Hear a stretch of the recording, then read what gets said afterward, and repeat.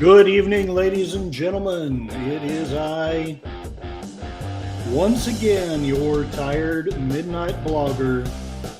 Well, blogs in this case at 6:02 p.m. I resisted the temptation all day to get Chinese food, and then I decided, screw it, I'm going to go ahead and get some Chinese food. So I ended up 2 minutes late. Today's topic, once again, we're discussing what I'm learning. Actually, in the first little bit, it's more of just a reminder. Robert F. Kennedy is telling us what he thinks about the real Anthony Fauci. Mostly my intent is to share his sources, not what he says, but there are a few things of what he's saying that I did want to share. Let's say hello to everyone in the chat. I know this is going to be a controversial topic, and I know I have to be careful. I am not monetized, but who knows, they might want to take the whole thing down if I word it the wrong way. The in-your-face New Yorker is saying that Dr. Fauci is a beautiful soul. I don't know you well enough to know if you're being serious or sarcastic. I do know that that is what one side seems to believe, and that a lot of the people who have changed their sides became convinced otherwise. In other words, like Matt Cheatwood says, the Fauci is a soulless monster. And hello to you, Matt Cheatwood, by the way. I am so glad to see you. I hope to have this done before Live from Sparkwood. That gives me 85 minutes. I've got a long way to go and a short time to get there. Hail, Tim! Yes, I got Chinese food, and Matt Cheatwood is eating. You might be doing it wrong. That might be a post for another day. Tim, what you are eating then? And the Gorilla's Random Thoughts. Kapla, welcome, welcome. I'm so glad to see you. I hope that I can inform and entertain you a little bit. And Jeff B, hello. Curtis, Matt, and Tim. Gorilla's Random Thoughts. Yes, OB. Now I want Chinese food. And the closest decent Chinese is 45 miles away. I can't get because my car is acting up. I'm sorry. I hate that. But if you were demonetized, and Gorilla's Random Thoughts, hashtag Fauci for prison. Well, I don't know if I quite go that far yet, but maybe by the end of the book, I will. I don't know. Jeff B will be so happy when the election season is finished. Yes, sir. And Gorilla's Random Thoughts, how is the Kung Pao Kitty? It was delicious. I only ate a few bites, though. I had to get out here and talk to you wonderful people. We're not quite 8 minutes in, but I think hopefully it's safe to begin at least with a little bit of discussion. I did not bring the book over here like I was going to do, but the first time I ever heard of Anthony Fauci was from a book called Plague. Because I read in a very schizophrenic fashion, I haven't finished it.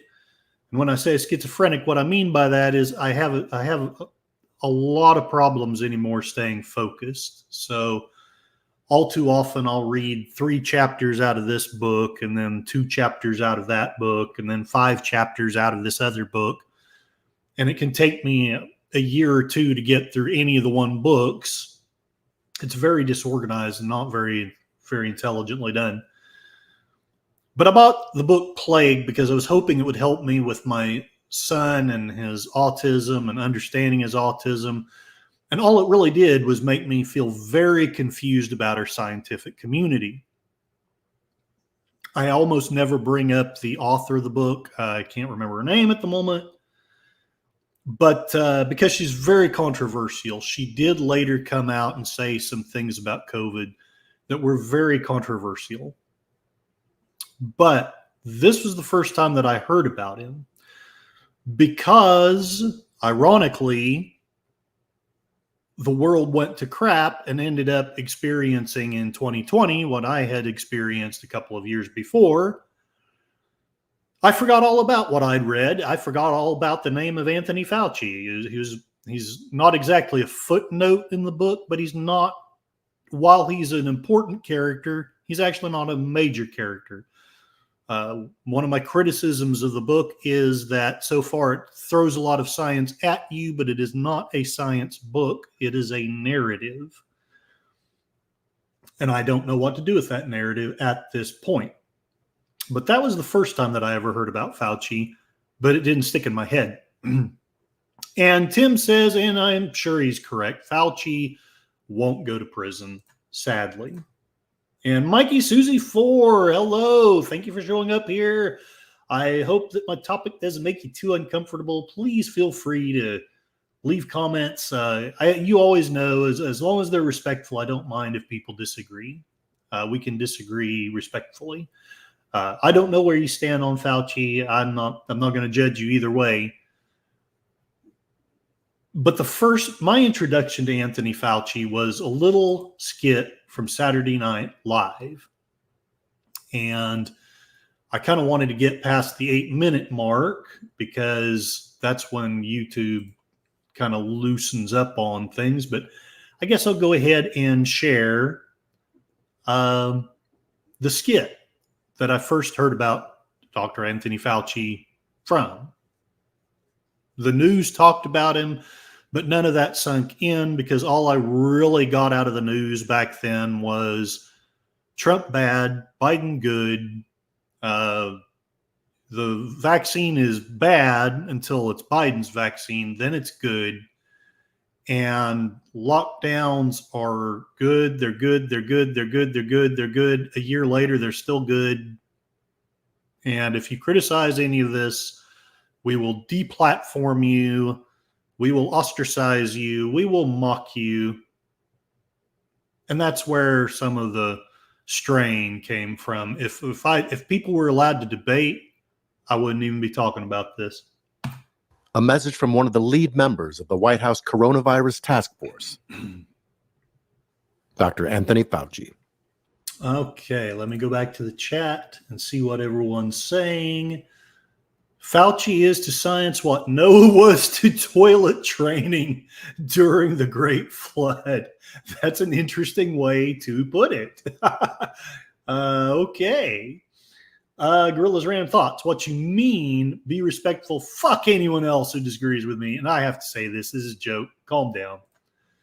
It's after the 8-minute mark. I guess I can throw one F-bomb out there. Hail Connie Cleary, the faithful bird woman of YouTube. One of the great wrenches out there.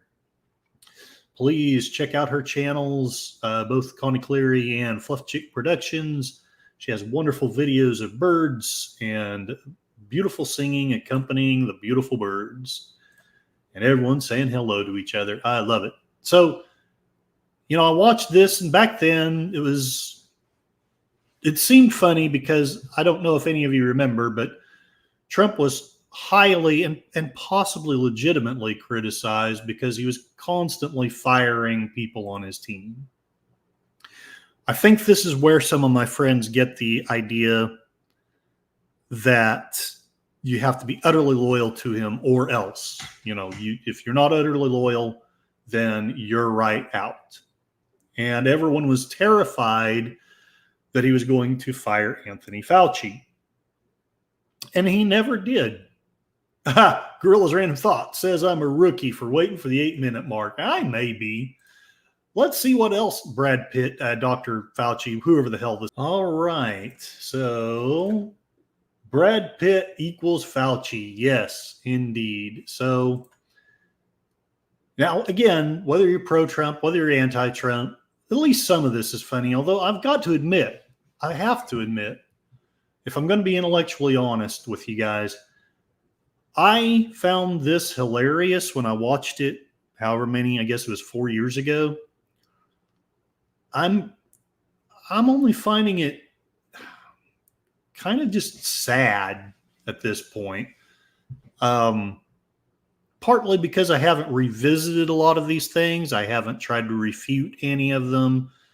I'm not trying to stand up for Trump. I don't vote for him because I think he's a wonderful person. I vote for him because I think the other side, I've become convinced the other side is dangerous. But that's not the topic of this. All right. So that was my real introduction to Fauci. That's where Fauci began to stick in my head. And of course, I was dating a liberal at the time, wonderful woman. I'm not, even though we didn't end up working out, I'm not going to try to diss her too much. Although, Matt, I'm talking, you might understand how it was an interesting thing.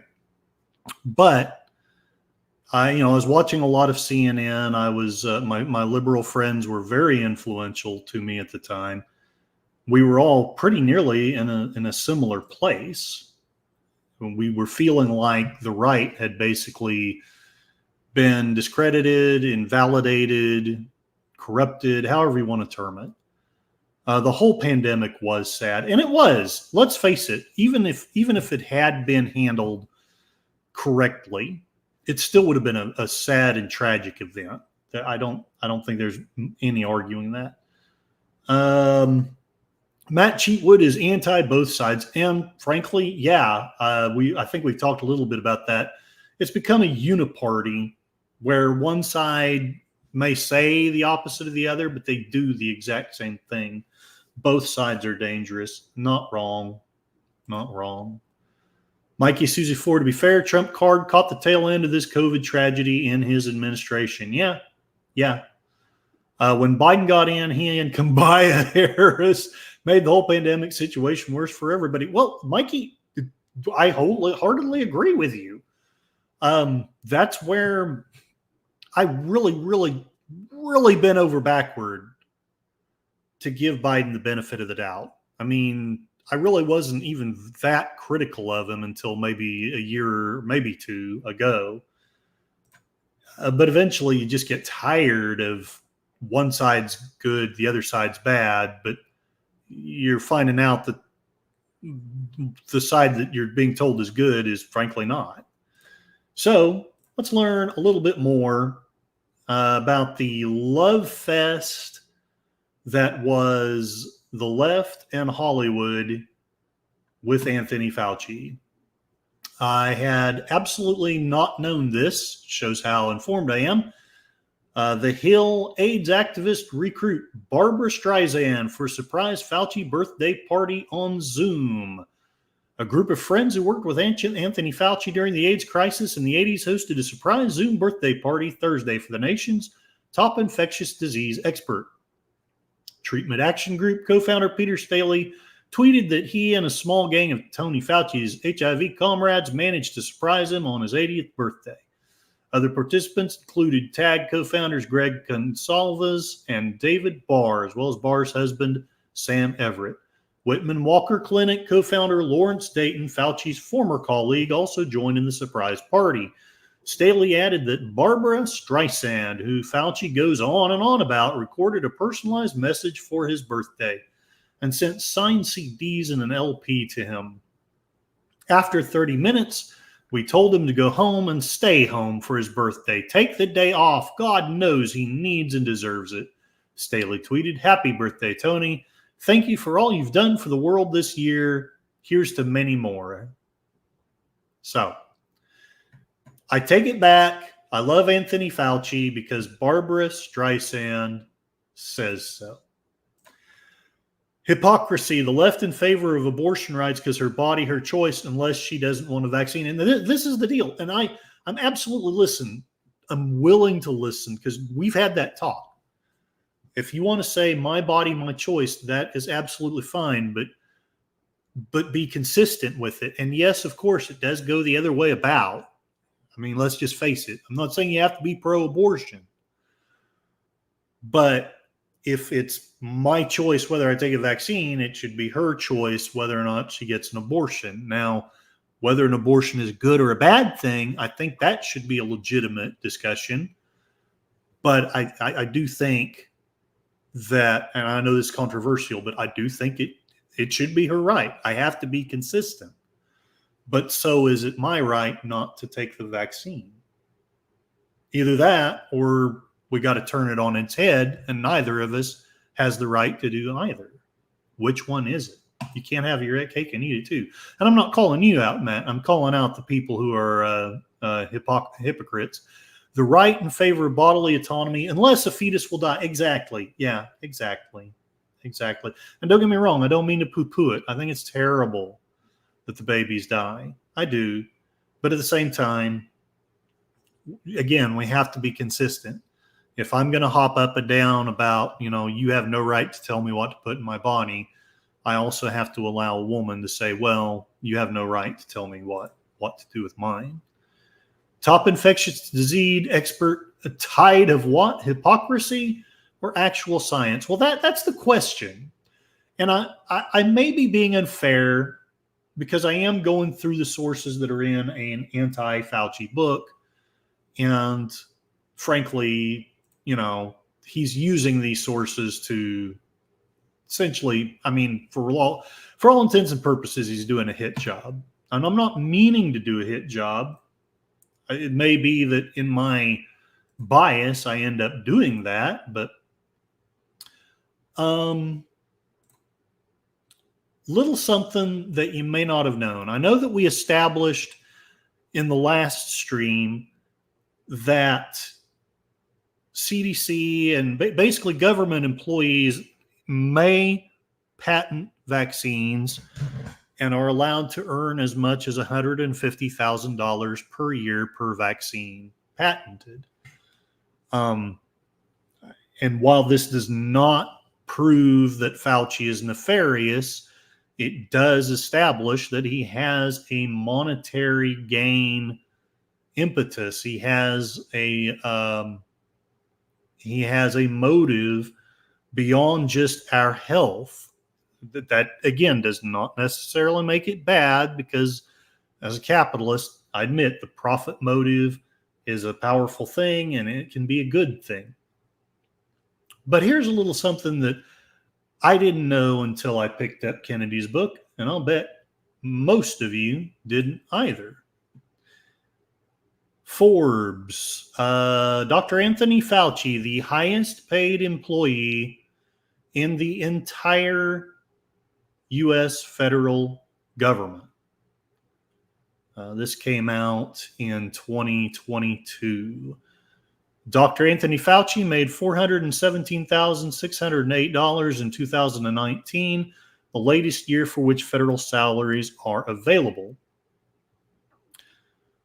That made him not only the highest paid doctor in federal government, but the highest paid out of all 4 million federal employees.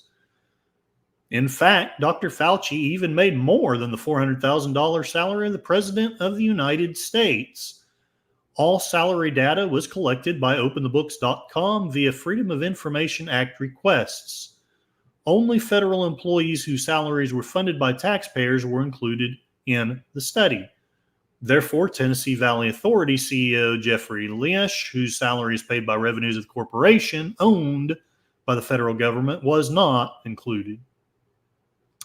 $2.5 million.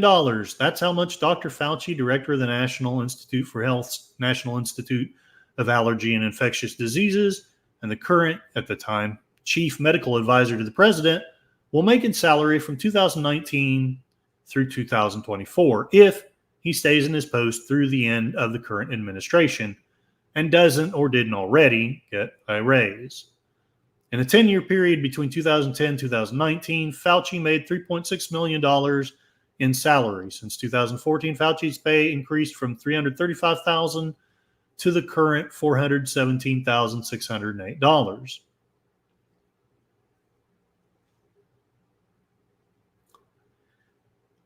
In August 13, 2020, Instagram interview with actor Matthew McConaughey, Dr. Fauci was asked if he had millions of dollars invested in the vaccines. Dr. Fauci laughed and answered, "Matthew, no, I got zero. I am a government worker. I have a government salary." He didn't mention his $417,608 salary was the largest in the entire federal government. And I don't know that this article will mention it, but if he has any patents, and he may not, I find it hard to believe that he's been there for 40 years and been one of the preeminent scientists, supposedly, investigating AIDS, investigating COVID. I find it hard to believe that he doesn't have a patent or two, but he may not. But if he does, remember, he's earning roughly 150 grand, because I'm going to assume that he makes the maximum. I mean, they push those things so crazy. I'm going to assume he made the maximum. Dr. Fauci became the early face of the White House Corona Task Force, appearing daily, often in a live broadcast, to update the nation on the emerging COVID-19 disease. In March 2020, he convinced President Donald Trump on the 15-day lockdown policy to try and flatten the curve, and reportedly advocated on March 29, 2020 for extending the policy beyond its initial 15 days. I don't know about you. Personally, I had no issue with the 15-day lockdown. It's just after a certain number of months, it's starting to make me scratch my head. Vice President Mike Pence, who chaired the task force, might have outranked Dr. Fauci in authority, but the vice president's $235,100 salary in 2019 was less than the well-paid NIH director with whom he shared the stage. It goes on and on.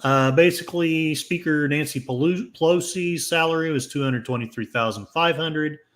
U.S. Supreme Court Chief Justice made $270,700. Senators make $174,000 at the time. 4-star military generals make $268,000 a year. So,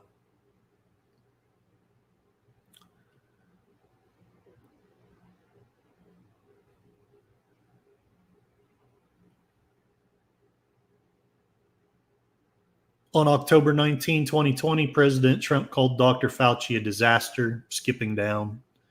Though his criticism appeared to be unrelated to the doctor's salary, which, look, to be blunt and fair, I'm not criticizing him for his salary. You know, he's been in a big high office for 40 years. It frankly just makes sense that you would make that much money. My question is, did he deserve to have that position for 40 years? I don't know. We'll find out, maybe.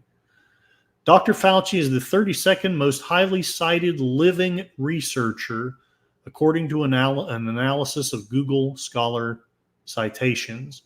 Polling has shown he's the most trusted public figure in the U.S. for information on the pandemic and reliable information on COVID-19 vaccines. Let's see what people are saying in the chat. All government salaries are paid by taxpayers, 100%. And again, I'm not necessarily complaining about the salary, but you are correct. We are paying his salary, and one way or another, we paid for the vaccines. Let's face it. We, the people, paid for those vaccines. And I wouldn't complain about that. Well, you know the drill. All lockdowns exceed the government authority granted by the Constitution, and you're not wrong. You're absolutely not wrong. I don't see anywhere. My argument would be via the 10th Amendment, you could argue that states or municipalities could have that ability, but no. Yeah, the federal government really didn't have that. And if you study, and I know some of you have, if you study the what I think is still the standard for pandemics, if you study the Spanish flu, the federal government didn't mandate hardly anything. They did. I may have missed something. They may have mandated something that I missed, but most of the lockdowns and most of the mask precepts that were set up at that time were municipal. That's a different argument. Not again to call you out. I'm just speaking my piece. Gorilla's Random Thoughts, it ended up more like 115 days to slow the curve. Gorilla's Random Thoughts, they cause everyone else, was banned on social media. And that is exactly why I got to the point where this is horse shit. Because we've got to be able to have free speech. You can say all you want. Well, it was dangerous that people were talking against the vaccines. It doesn't matter. Doesn't matter. It's their right.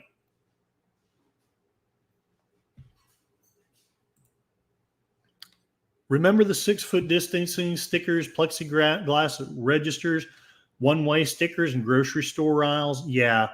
And there's a lot that I want to say about that, but I'm because of the job I have, I'm going to just keep my damn mouth shut. But let's just say that I don't doubt there were officials in some of your bigger stores who were more than happy to boss us around. And Connie Cleary concurs. All right. Why is it? Oh. Let's share the next source. And let me also look at my notes.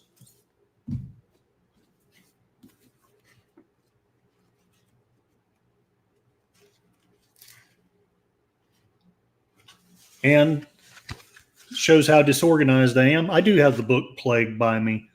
I'm going to read a paragraph from it, or not a paragraph, but part of a paragraph. So from a Judy Mikovits, who was a researcher on the AIDS virus. She researched chronic fatigue syndrome, autism. I know those seem like unrelated things, but it does turn out that they are, although I don't have the scientific works to establish how they are. But she says in her forward, Dr. Tony Fauci, head of the National Institute of Allergy and Infectious Diseases, in an email stated I, Judy Mikovits, could participate in the study, but if I stepped 1 foot on National Institutes of Health property, I would be immediately arrested. Is that science? The next day, several police cars would descend on my home, take me away, and have me held without bail for 5 days in a Ventura County, California jail. That's what the book is about. I had the book buried under my notes. Okay, we've talked about that. One of the things that gave me pause at the time was the whole complete lack of respect for freedom of speech. Going to read a little bit from the Hill article. Fauci attacks on me are really also attacks on science. She blinded me with science. Okay. Anthony Fauci said Wednesday that conservative attacks on him are really attacks on science because he has been following the scientific process in his recommendations.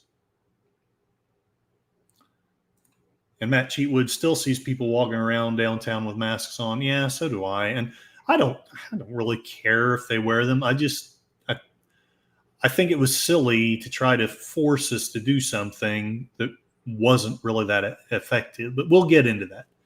It's very dangerous, Chuck, because a lot of what you're seeing as attacks on me, quite frankly, are attacks on science. Because all of the things that I have spoken about consistently from the very beginning have been fundamentally based on science. Fauci told host Chuck Todd on MSNBC, which, as we all know, is a bastion of objectivity. Republican attacks on Fauci have escalated in recent days following the release of many of his emails from early in the pandemic, with Republicans arguing Fauci was not forthcoming about the possibility of a lab leak as the origin of the virus, and that he changed his mind about the effectiveness of masks. If you go through each and every one of them, you can explain and debunk it immediately, Fauci said of the attacks. For example, he pointed to criticism that he should be fired because he in the beginning changed his mind about masks, initially saying the general public did not need masks before later saying they did. Fauci said he was simply following the science that was known at the time, along with the Surgeon General and the Centers for Disease Control and Prevention. Initially, he said there was thought to be a shortage of masks. There was no evidence masks worked outside of a hospital setting with medical-grade masks, and the extent of asymptomatic transmission was not known. Now, I was dating a nurse at the time, and even though she was all for the mask mandates, she admitted to me that the regular masks that most of us were wearing were practically useless. I'm not going to say they were entirely useless, but practically so. Gorilla's Random Thoughts. I got one gal who won't even talk to me because I'm unvaccinated. Well, I'm not going to talk to you anymore either, Gorillas. Oh my gosh. No. And this is the thing. This is one of the key things that I've been thinking about for the last 4 years is how did we get, and I'm not saying you're doing this, Gorillas, but how did we get to this point where we hate each other? You're vaccinated, so I hate you. You're not vaccinated, so I hate you. It's really interesting how that happened. Jeff B., masking against the virus is like trying to stop a mosquito swarm with a chain-link fence. Agreed. The virus is so tiny, it's going to slip through, except for the masks that are actually used in hospitals for surgeries. It's not going to stop anything. Initially said there was thought to be a shortage of masks. When the understanding on those three factors changed, the recommendation changed, Fauci said.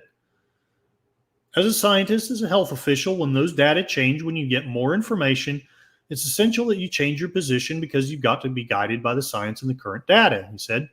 People want to fire me or put me in jail for what I've done, namely following the science, he said. As for the lab leak, a theory that has grown in credibility recently and that the Biden administration is investigating, Fauci said he had long thought it is a possibility, but not the most likely origin. I feel this way. I haven't changed. Most of the scientists I know feel that way, that the most likely origin is a natural origin from an animal reservoir to human. However, we've not ruled out the possibility that there could have been a leak from the lab. And I used to believe and agree with all of that. There was a time when I did. And I do agree that as the science updates, you should be willing to adapt your viewpoint. My question, why weren't we allowed to talk about it? Why did we get our channels and our videos taken down if we speculated about it? That's my question. Whiskey Flats, freedom! Thank you for showing up, sir. I hope you are doing well. I think you can see that the Hill is evidently showing Trump as a McDonald's worker. We may talk about that toward the end if we have time. Matt Cheatwood can only speak for myself. I don't hate anyone for their jab status. 100%. I agree. I got the jab twice. Frankly, I'm not going to do it again. I'm not going to do it again. But I don't hate anybody for taking it or not taking it. Jeff B. jabbed 3 times, had the COVID 3 times. Yeah, exactly. What's up? We are whining and complaining about Anthony Fauci. We're trying to share what I am learning from Kennedy's book, The Real Anthony Fauci, not sharing much about what he says, mainly sharing his sources. Let's go to the next source.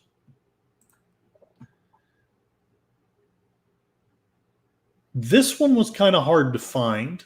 I couldn't find it on Google. I had to go to Brave, and even on Brave, I had to kind of dig. This is the Washington Examiner, although for some reason, anyway.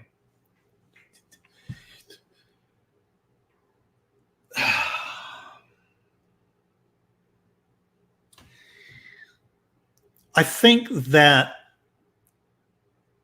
it was a little bit disingenuous to call people stupid for being confused, I think,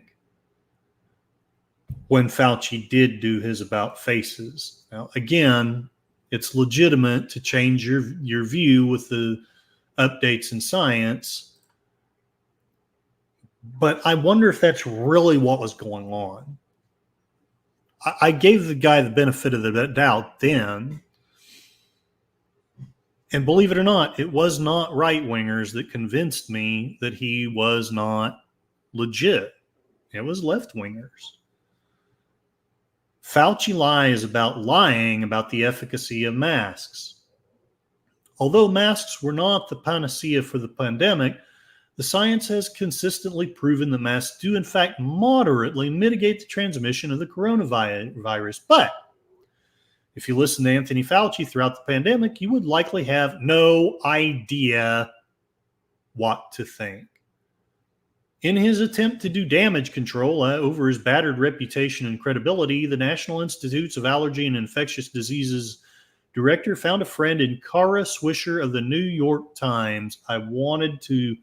That was cited in the book, but it's behind a paywall. So I'm afraid I'm going to just have to cite someone who cites the site, if that makes sense. I'm not a scholar. I'm a tired blogger.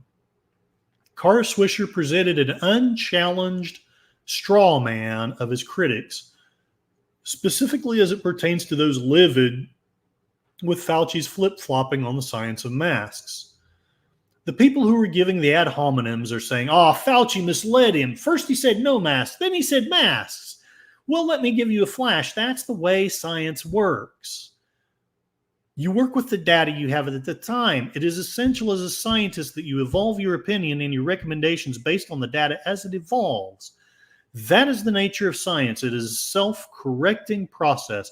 And that's the reason why I say people who then criticize me about that are actually criticizing science.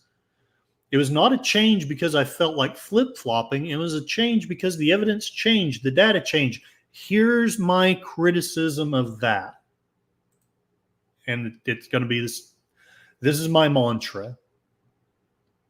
That's a lot of citing. Yes, Whiskey, it sure is. And I hope your knee is doing okay, good sir. How are we supposed to study anything without freedom of speech? How are we supposed to trust the science when we're not allowed to debate the science?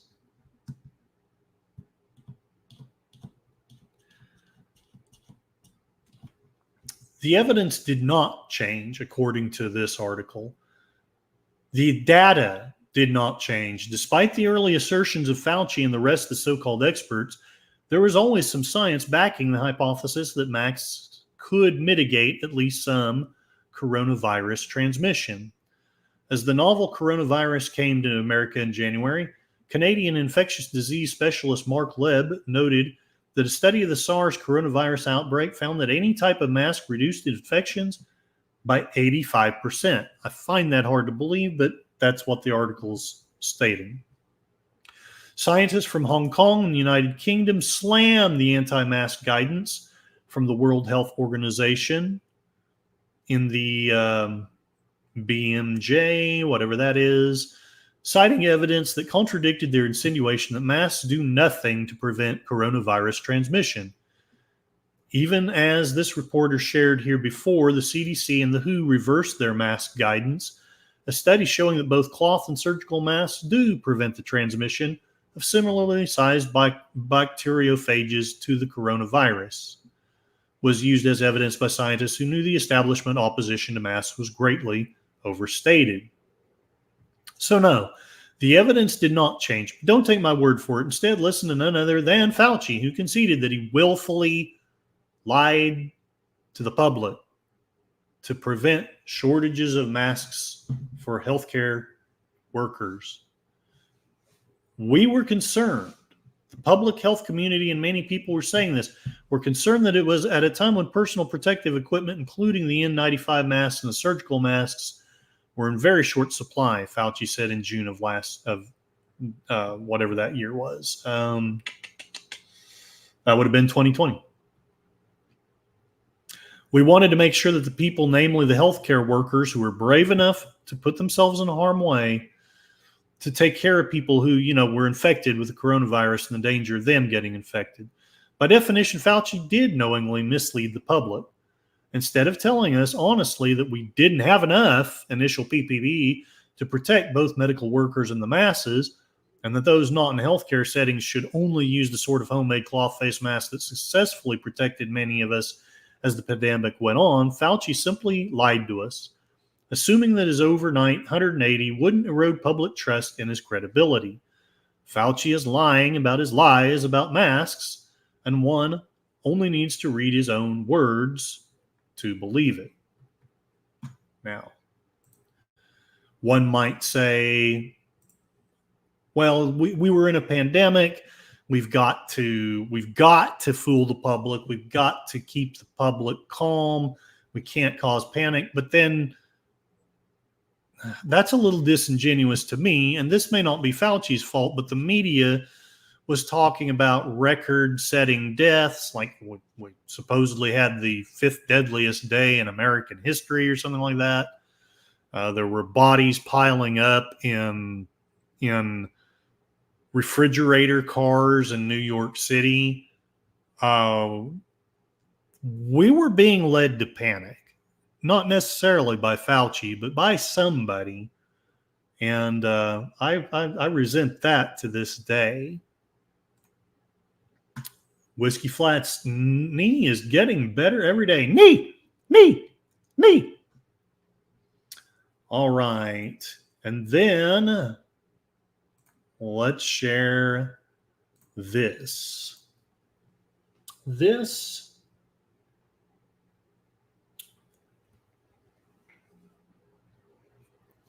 is a PLOS biology. It's a big, snarky, hoity-toity, scholarly thing that Kennedy cites. He does so for a reason that's toward the end of the article. So I'm going to read the first little bit and then skip on down. Mounting anti-science aggression in the United States. There's a troubling new expansion of anti-science aggression in the United States.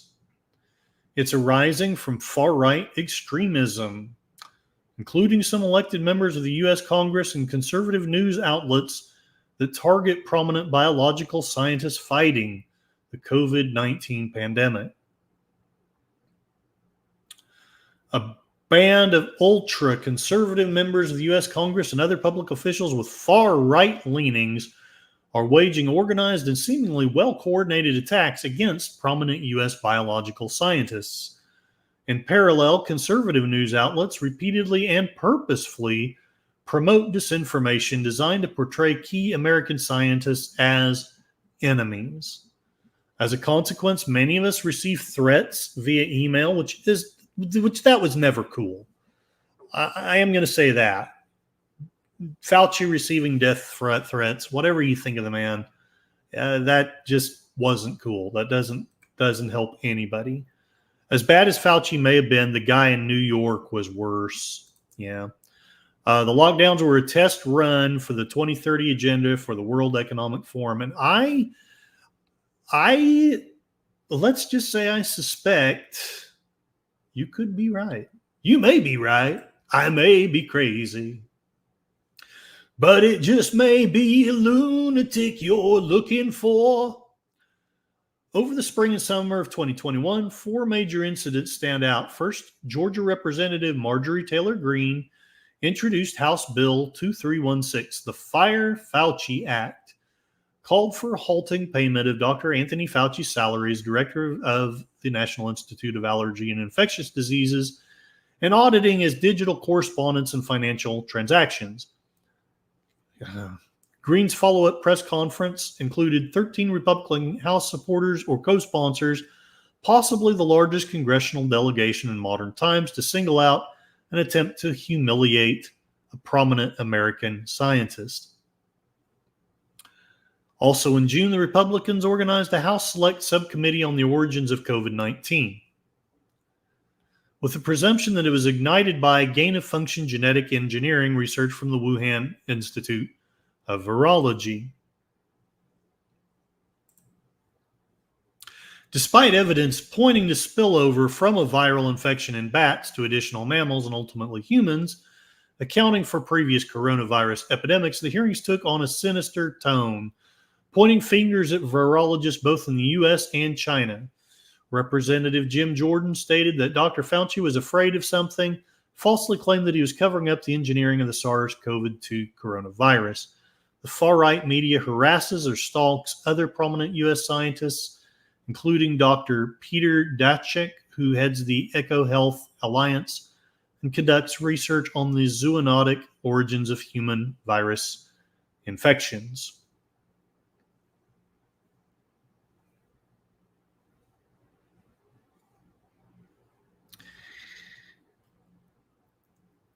I think I'm going to skip down because you can read it yourself. It has a bias.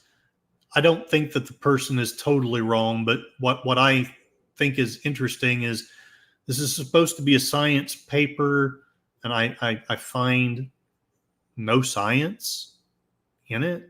It's just politics, and it may be correct politics, but it's nothing but a political paper.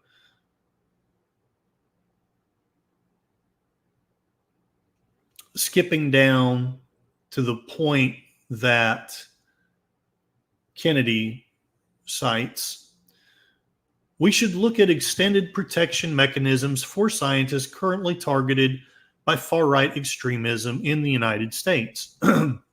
Which honestly, I'm cool with that. Representative Paul Tonko has introduced a bill known as the Scientific Integrity Act of 2021 to protect U.S. government scientists from political interference. I would be very curious to know how you intend to do that. But this needs to be extended for scientists at private research universities and institutes. I'm actually okay with all that. And then there's this last sentence. Still another possibility is to extend federal hate crime protections. So it may be a little bit of an exaggeration, but Kennedy is hinting, and I don't know that he's far wrong. I don't think that he is entirely wrong.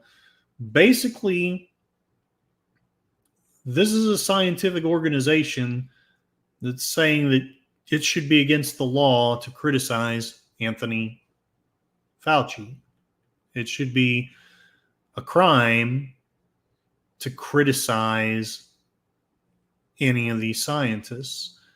Marjorie Taylor Greene, rather than just doing something that I haven't looked into it, but honestly, it sounds kind of ridiculous and foolish. But not only is she doing something ridiculous and foolish, she's doing something that's against the law. We're going to moderate your speech. We're going to dictate what you say. We're going to dictate what you think, because we work with the National Institute of Coordinated Experiments. Become ungovernable. We are supposed to be a self-governed people. Reject tyranny from any source. And because I knew I only had the limited time that I have on Tuesday, I didn't prepare many more sources from the book. While again, I'm not intending to preach from the book, I'm not trying to indoctrinate you from the book. But I did want to share this. And yes, Gorilla's Random Thoughts. I suspected you probably had a stream. I hope you have a great stream. If y'all get tired of listening to me in the next 10 or 20 minutes, please go and watch Gorilla's Random Thoughts. He does wonderful cigar streams, Walton's reviews, watch parties. And it's a great channel. Go visit the guy. I think he's getting close to his watch hours. So by all means, please support him. Kennedy, one of the things that impresses me, and this is why I get upset when people tell me that the debate was had and won. He has 3 pages of doctors. He calls them truth tellers everywhere who reject propaganda, defy censorship, and who live and die for freedom and human dignity. There's way too many of them to read, but I thought I would share at least a couple of them. These are people who either lost their licenses or their reputations, their livelihoods. Sound like anybody? And they did it because they dared to criticize the thing. My stream starts at 9. It's a cigar lounge. So by all means, I will be well done by then. And unlikely so will Sparkwood. So if you would like, please go and see Gorilla's Cigar Lounge. In fact, if you'd like, go ahead and leave that in the chat if you wouldn't mind, Gorillas. And that would be great. My co-host stream starts in 5. Okay, gotcha. Okay. Tim, are we sure they don't want to tank Harris from winning so Trump can win? So they get peaceful protests, say, see, and get the rhinos to go along with it. See, Trump is dangerous for America. I've had that thought. I really have. So they could presidential certification for Harris. I've had that thought. I don't know what they're thinking, but I don't know that they're thinking anything good for us. And there's the link to Gorilla's Random Thought stream. Dr. Harvey Reich, Yale University professor of epidemiology, editor of the Journal of the National Cancer Institute, board of editors for the American Journal of Epidemiology. He sounds like a quack to me. Dr. Robert Malone, original inventor of the mRNA and DNA vaccination technologies, NIH accelerating COVID therapeutic interventions and vaccines, editor-in-chief of the Journal of Immune-Based Therapies and Vaccines, and at one time employed at the Salk Institute. Guy sounds like a moron. I wouldn't believe 2 words he said. He deserved to be censored. Dr. Geert van den Bosch, Senior Ebola Program Manager, Global Alliance for Vaccines and Immunization, Head of Vaccine Development for Germany Center for Infectious Research, Vaccine Developer at GSK. Dr. Michael Yaden, Chief Scientist and Vice President of Pfizer's Allergy and Respiratory Research Divisions. Dr. Luc Montagnier, virologist, 2008 Nobel Prize in Physiology and Medicine. I would suggest these are not fringe people. These are not just right-wing quacks.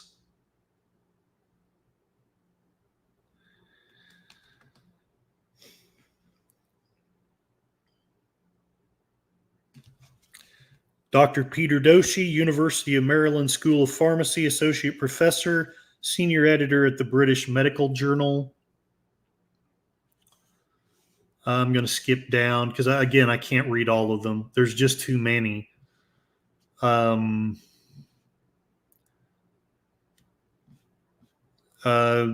from Harvard Medical School, Dr. Merrill Nass, Vaccine-Induced Illnesses Director, Dr. Vladimir Zelenko, very controversial person. This guy, the conspiracy theorists did love this guy. But I don't know that we'll ever know if his research was any good or not. He was silenced, and then he eventually died.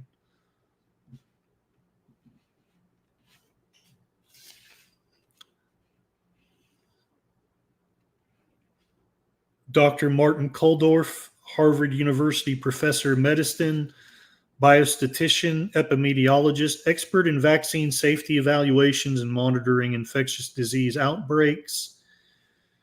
Dr. Michael Levitt, Stanford University biophysicist and professor of structural biology, 2013 Nobel Prize in Chemistry. Dr. Satoshi Omura, biochemist, 2015 Nobel Prize in Physiology and Medicine.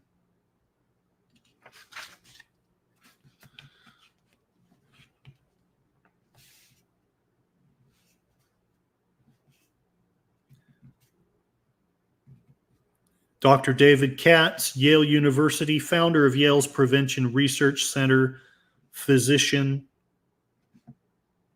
Dr. Catherine L. Lawson, Rutgers University Research Professor, Institute for Quantitative Biomedicine.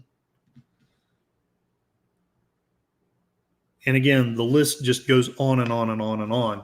If you want to say that one or two of these people are fringe, that's fine. But we had several Nobel Prize people criticizing and silenced. And you're telling me you're cool with that? You're telling me that the debate was had and won? Respectfully, I disagree with that.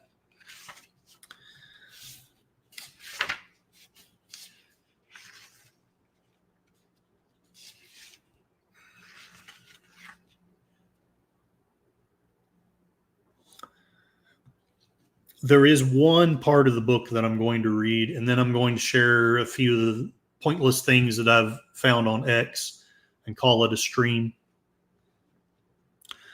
Science, like democracy, flourishes on skepticism toward official orthodoxies.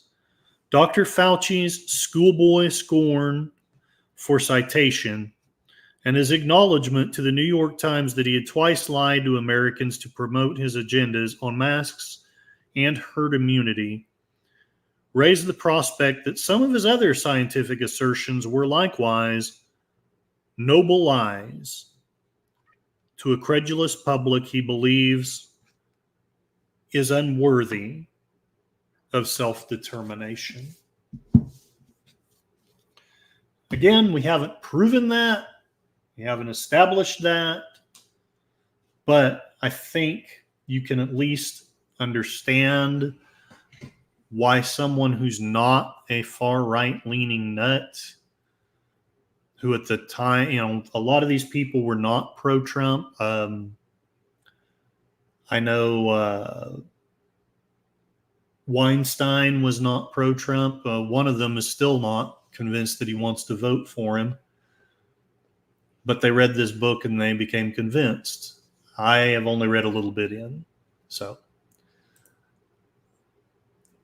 I'm going to share some of the stuff that I've seen on X. I think I'm going to end a lot of my streams with pointless things Curtis found on X that he wants to share.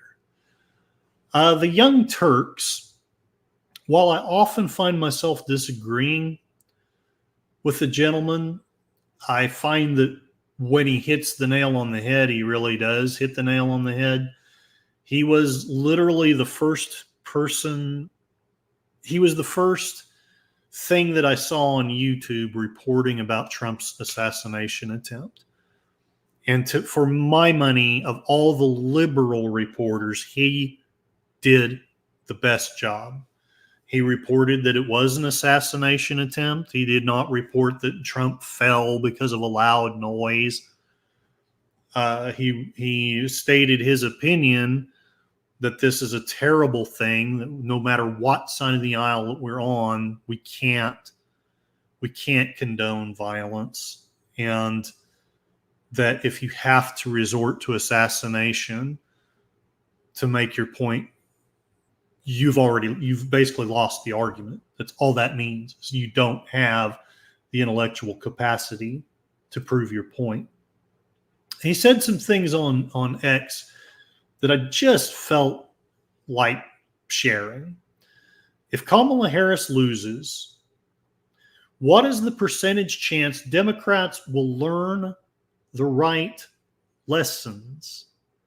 That you should go toward economic populism that tries to help the average American instead of constantly embracing the establishment. Kamala Harris is losing in the last 6 polls out of Michigan, a state she has to win. If she said she'd do a weapons embargo on Israel, she would pick up 5 points at least. I honestly, I don't even know why I bookmarked that one. It's a point, but it's not really a big thing. Some in the press call Trump's McDonald's photo op bizarre. This is how you lose credibility. That was a home run photo op. He looked like a real person there, connecting with the average American. If you can't see that, you're totally blind. And he's not voting for Trump. He's not supporting Trump. He's not saying that Trump is a great guy, but he's got the intellectual honesty to be able to see that when you have the response of just, oh my gosh, Trump staged that and he's so bad and that's so stupid. All you're doing is showing that you're a hateful person who's not willing to intellectually be honest about situations. It would be the same as, okay, let me put it this way. If you notice, I never mentioned Biden putting on the MAGA hat because I don't want people to even think that I'm critical of that. I think that was funny as heck. It demonstrates that the man has a sense of humor. Look, yeah, I believe he does have dementia, but I don't think that was dementia. I think that was just a funny joke. I think that was just him trying to reach out to the American people and say, hey, I'm a normal dude just like you. He may not be. Trump may not be. But we have to be able to see the other side as human beings. Spock. Another thing he says, he weirdly insists that Kamala Harris didn't work at McDonald's when she was younger. It's been confirmed by her friends at the time. I don't have a dog in that fight. I don't care if she was there or not. This may be a dangerous thing to share. In fact, I'm not. You can read it, but I'm not going to talk about it. I'm just going to let it stand for itself. I guess I will comment on it this much. This is a detransitioner. I'm not trying to say anything about the trans community at all. I just thought that this was interesting. Laura Becker is a detransitioner voting for Donald Trump. This is my official coming out video. Why I escaped the left and joined MAGA. I don't know anything more about it than that, but she shared. Somebody responded, they would cheer at your public execution, dumb bitch.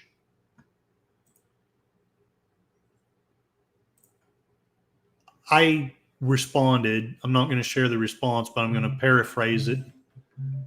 It just shows what the left really thinks, or at least some in the left. I shouldn't make a blanket statement, but some in the left. Look, members of the LGBTQ community, love you guys. I do. I've known some wonderful people. I've gotten some of my bigotry proven to be wrong. But the Dems are playing you. They're absolutely playing you. They do not respect you.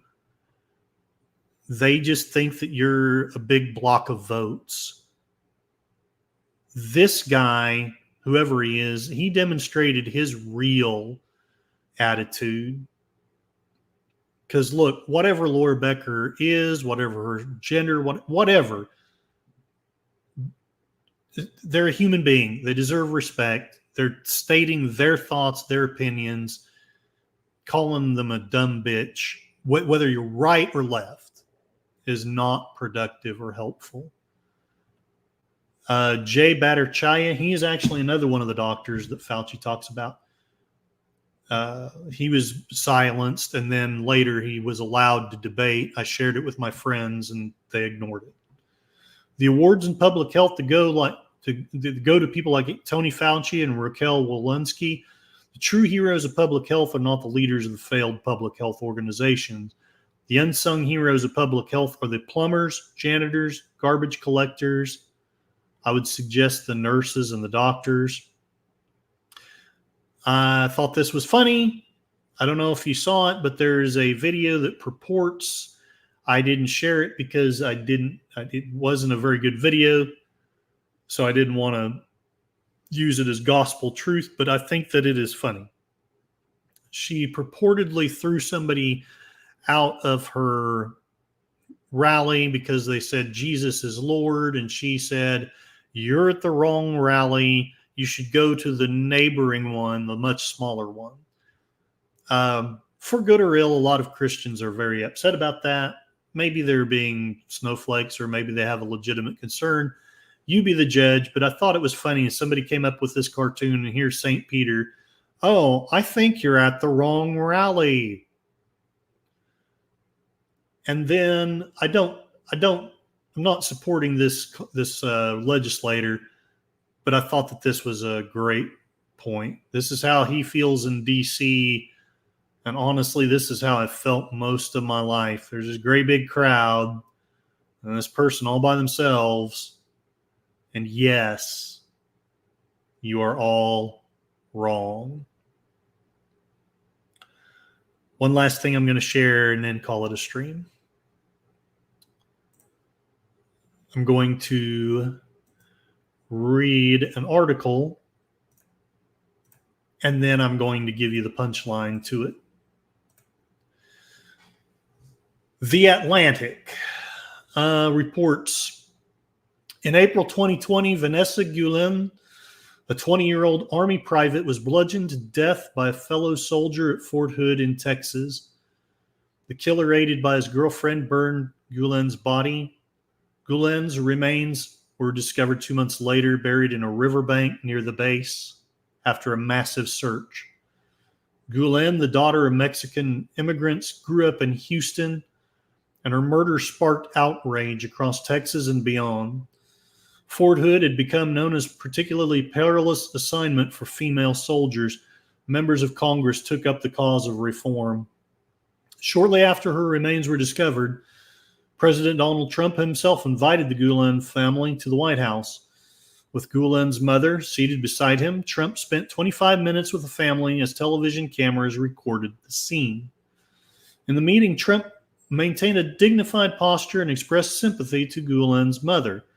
"I saw what happened to your daughter, Vanessa, who is a spectacular person and respected and loved by everybody, including in the military," Trump said. Later in the conversation, he made a promise. "If I can help you out with the funeral, I'll help. I'll help you with that," he said. "I'll help you out financially. I'll help you." Natalie Coam, the family's attorney, responded, "I think the military will be taking care of it." Trump replied, "Good. They'll do a military. That's good. If you need help, I'll help you out." Later, a reporter covering the meeting asked Trump, "Have you offered to do that for other families before?" Trump responded, I have personally. I have to do it personally. I can't do it through the government." The reporter then asked, "So you've written checks to help for other families before this?"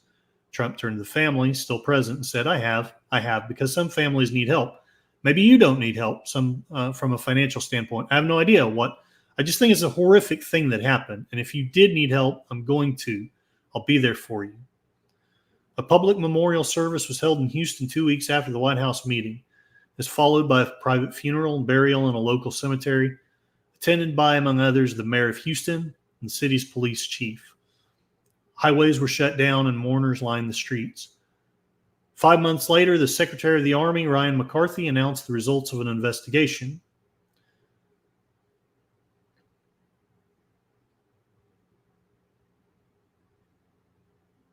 McCarthy cited numerous leadership failures at Fort Hood and relieved or suspended several officers, including the base's commanding general.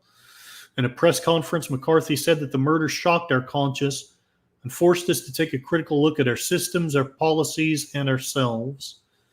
According to a person close to Trump at the time, the president was agitated by McCarthy's comments and raised questions about the severity of the punishments dispensed to senior officers and non-commissioned officers.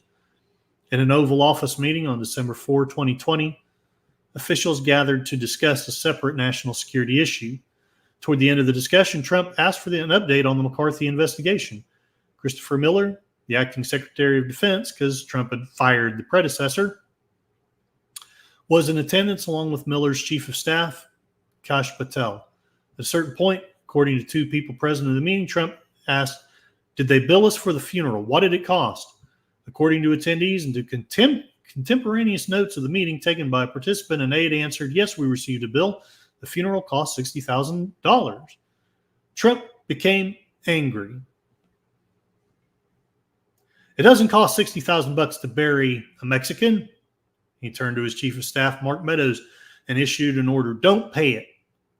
Later that day, he was still agitated. "Can you believe it?" he said, according to witness. "Fricking people trying to rip me off." Now, these are the things that were reported at the time, and these are the things I believed, and these are the things that I suspect my liberal friends believe. Let's see what I learned about that on Twitter today. Myra Gulen, 3 hours ago. "I don't appreciate how you are exploiting my sister's death for politics. Hurtful and disrespectful to the important changes she made for service members. President Donald Trump did nothing but show respect to my family and Vanessa. In fact, I voted for President Trump today. Would she have done that if that Atlantic article were factual?" Ask yourselves that.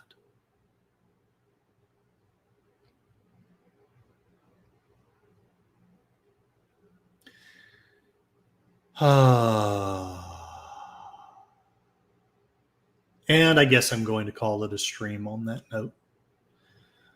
We're going to lie about him. We're going to say that he said terrible and despicable things that it later turns out that he never said. But we're not ever going to retract it. We're not ever going to apologize about it. We're going to lie to you, and you're going to believe it, and you're going to vote the way we effing tell you to vote. These are the things I'm discovering. Now, granted, maybe this is a fake account. Maybe there is no Myra Gulen. You'll have to give me the receipts on that, though, because I'm just believing the evidence of my eyes right here. I don't appreciate how you were exploiting my sister's death for politics. Who's the despicable one? Is it Donald Trump, who did nothing but show respect to my family and Vanessa, and I, in fact, voted for him? Or is it the people who say these disgusting and terrible things? I'll let you decide on that. All right, let's call it a stream. I have had you suffer enough. Oh, thank you, Matt Chewood. Very good, very good. Manipulation of the masses doesn't require honesty and integrity. No, it does not. Whiskey Flats, lefties don't need facts. DJ Ronnie G, you made it kind of, I'm almost at the end, but you have made it to the end, and I'm glad that you came and left a comment. You're a wonderful person. You were packing for your big trip, and I will rewind the tape. I hope it's worth your time. I hope it's mildly entertaining. Manipulation of the masses does not require honesty or integrity. 100%. All right, let's call it a stream. Well, that music.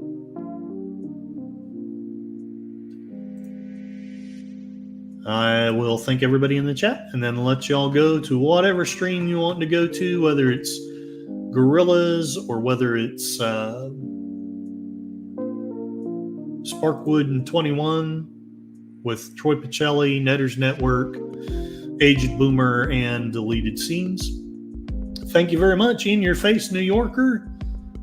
I have no idea what you really meant. You didn't. I don't think you stayed, but it was good to see you. Thank you for the comment, whichever way you're leaning. Matt Cheatwood, thank you very much for the contributions and the comments. Always appreciated. Tim, thank you for showing up and for your kind comments and sharing that you wanted Chinese, or maybe that was Gorillas. Gorillas Random Thoughts. Thanks for coming in before your stream. Always welcome here. Thank you very much for showing up. Jeff B., thank you for showing up and leaving your kind comment. We'll be so happy when the election ads are finished. Yeah, I don't know what's going to happen. I'm a little frightened about whichever side wins. I'm a little frightened about what's going to happen, but what will be, and we'll just have to endure it. Mikey Caesar 4, thank you very much. You're very kind. He did a really cool stream on Star Trek today. So if you want to learn some things about the first episode of the original Star Trek, go check him out. Who else was here? I know there was at least a couple more people. Connie Cleary, thank you so much for showing up and leaving your comment. You're a wonderful person. Whiskey Flats, you're a wonderful person. I hope that you enjoyed what you heard, and I hope it all made sense. I hope it was entertaining. Become ungovernable. We are supposed to be a self-governed people. Reject tyranny from any source. And then last of all, DJ Ronnie G. And thank you, Connie Cleary. My dad thinks one side will throw a riotous tantrum. I'm holding out hope the election will simply be rigged again. Right on. I don't know if I've got the guts to do a stream about the that. Oh, and I need to, before I go, I need to check the poll. Silly Curtis, not checking polls. So I can know what you guys want me to talk about next week. It looks like 55% want me to do something more about Trump and Kamala. So we will, at the very least, take a break from Anthony Fauci. I will ramble about Trump and Kamala, try to find some angle on it that will be worth your time. 27% wanted me to talk about the history of Halloween.